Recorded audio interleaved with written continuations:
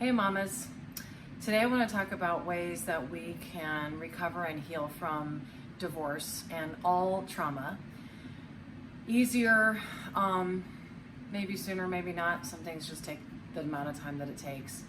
But everybody has trauma. We all have had trauma, and some person's bad day could be somebody's living nightmare for years and decades even.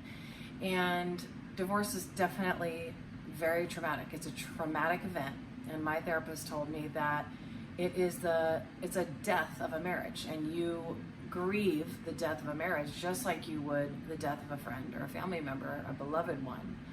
And you don't just wake up one day and you're just perfectly fine and you just go on and everything's great.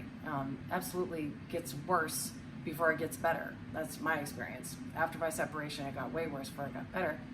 But as time goes by, things start to make perfect sense. Things start to be really super clear. And it seems to make sense that some people are meant to be in our lives for a season or a reason and not necessarily to marry. And I think sometimes we marry somebody that was meant to be in our life for a season and not to be in our life forever.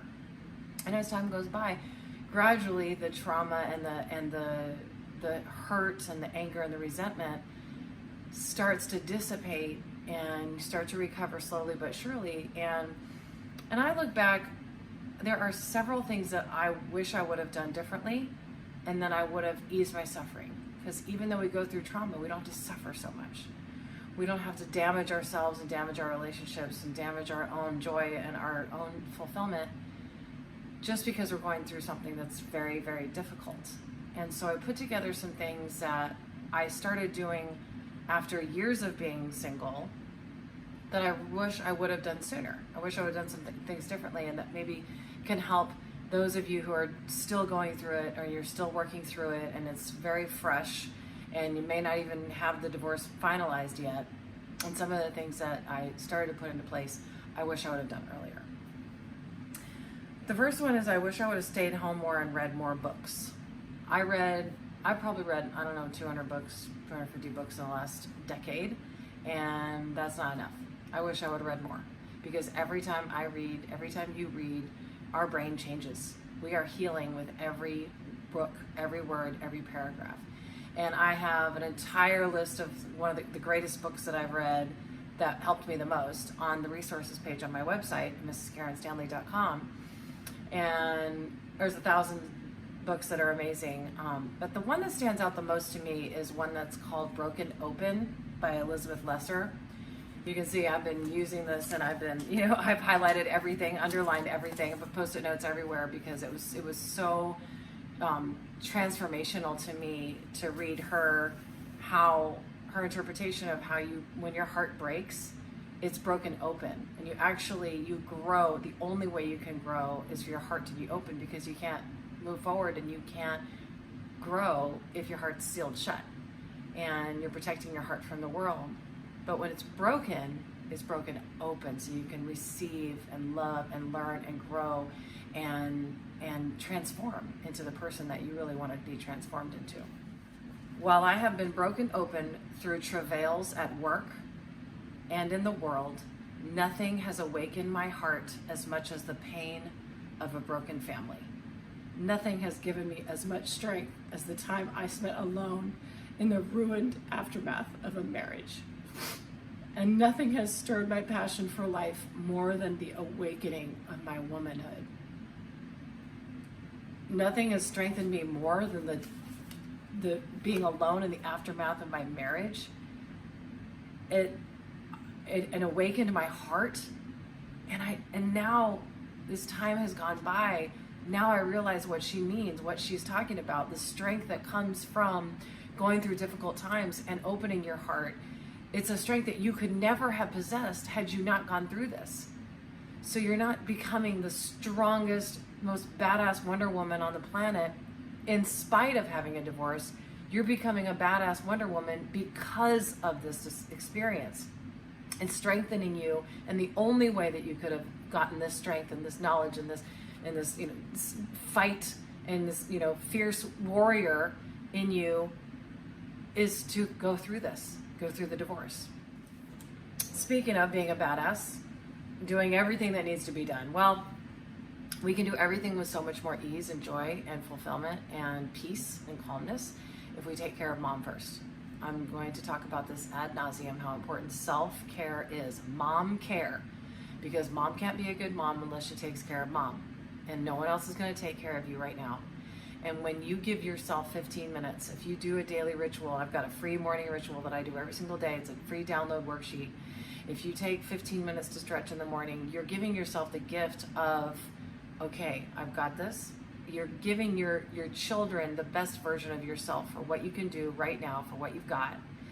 And you're demonstrating to the universe that you deserve to be loved and cared for and cherished and adored, because you absolutely do. And you need to cherish yourself so that you grow those beliefs that you do deserve to be cherished and adored and loved exactly the way you are. You do that, the work comes from within. You do that by daily practice. It's just a practice like anything else. Give yourself that 5 minutes, that 10 pages of reading, one bath, one stretching, one cup of tea, undisturbed. Set the alarm 15 minutes before your kids get up. Every day, so you can start that day with calm, peace, and then go on and put your warrior gear on and go fight your battles, because you'll be able to, with much more strength and much more reserve. I wish I would have created my sanctuary sooner. It's another whole chapter in my book, is creating harmony in your home. I really wish I would have created more harmony and more order earlier, because when I'm running a business, raising 2 kids, 2 of those years I was homeschooling, my house looked like a daycare center. I mean, legit. I don't even think the couch cushions were ever on the couch to be sit on. They were being repurposed for racetracks and fort, build ceilings and all kinds of things, right? The kids used to tie blankets on the railings in between on the stairs, and so they made hammocks all the way up. And then they bring the mattresses and they put them on the stairs, so turned the whole staircase into a slide, and they loved it. It was like a jungle gym.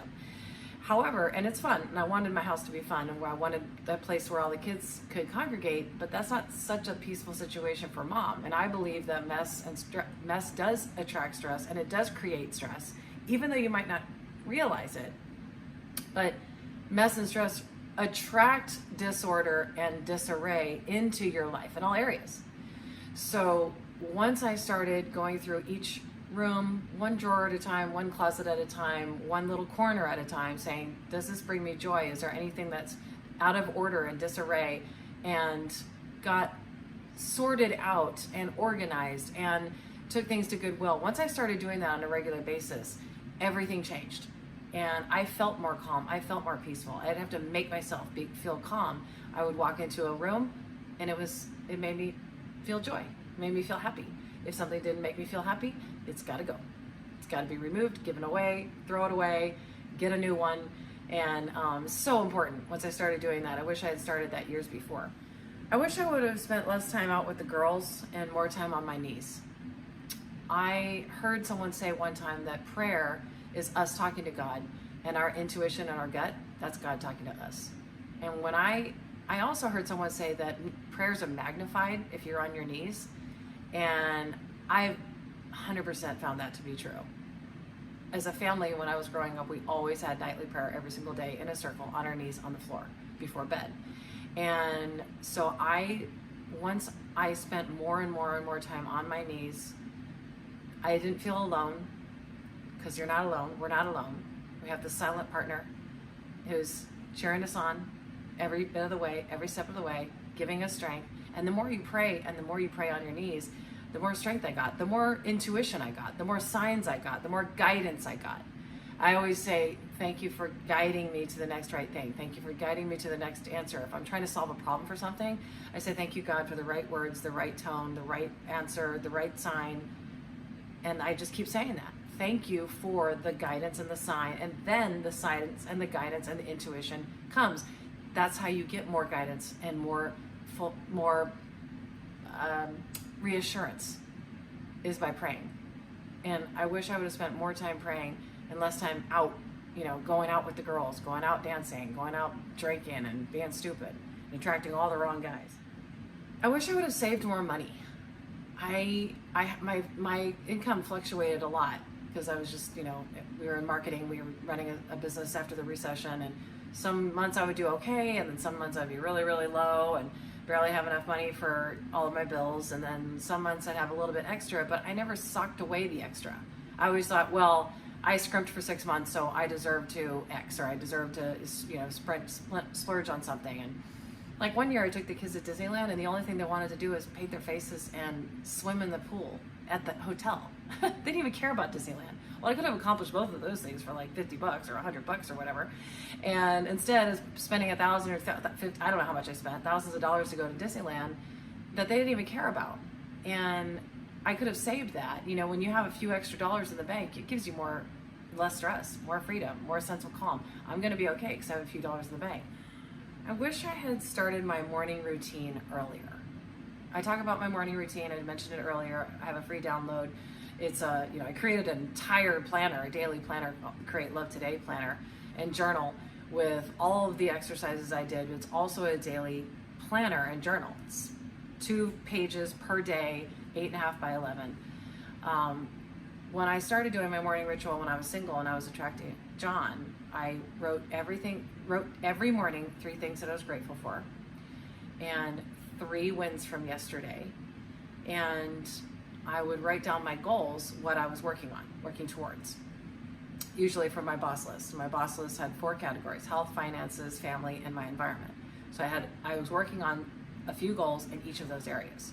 I'd write them down every day so I could focus on what I was attracting, what I was doing, what I was accomplishing.